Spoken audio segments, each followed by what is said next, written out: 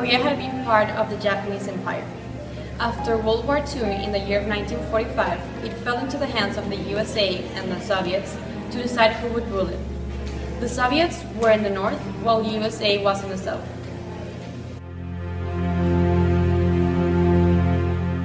South Korea was an anti-communist. It had its dictator, Syngman Rhee, and it had the USA support. While the North Korea was communist, it had Kim II Sung as its dictator, and it had the Soviet support. North and South Korea were divided by the 38th parallel, and neither of the dictators were happy staying on their sides. In June 25 of the year 1950, the war began. North Korean soldiers came across the 38th parallel wanting to invade South Korea. In July 1915, Americans had entered the war with South Korea. By September 1950, North Koreans controlled almost the entire Korean peninsula except for a tiny area around Busan in the far southeast. However, that month, General Douglas MacArthur launched a surprise attack. Therefore, about half of the North Koreans surrendered and the rest retreated.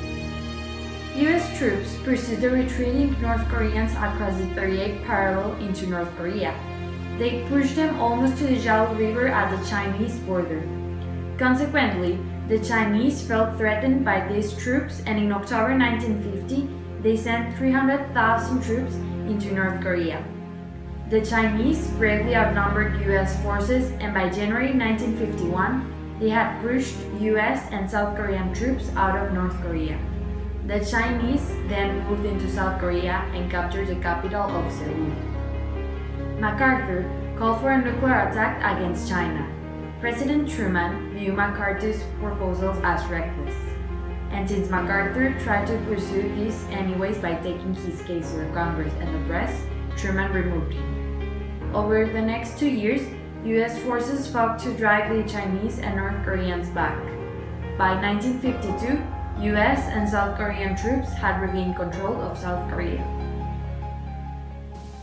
During June 1953, both sides came to an agreement of the PAO issue.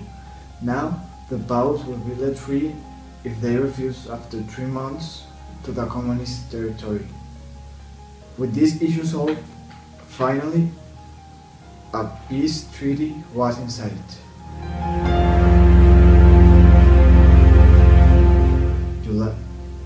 In July 1953, the US convinced dictator Rhee to stop looking for unification, promising to protect them in case of North Korea attacked them, and also $1 billion in aid for South Korea's economy recovery. July 27, 1953, the UN, China, and North Korea signed an armistice. South Korea refused to sign. This was due to the terms of the treaty. Neither side would be allowed to increase the number of non-Korean military. The armistice, signed on July 27, established a common representative from neutral countries. This decided the fate of thousands of prisoners of both neutral sides. It was then decided that the PAOs could choose their own fate: stay where they were or return to their homelands. A new border between North and South Korea was drawn, which gave South Korea some additional territory and demilitarized the zone between the two nations.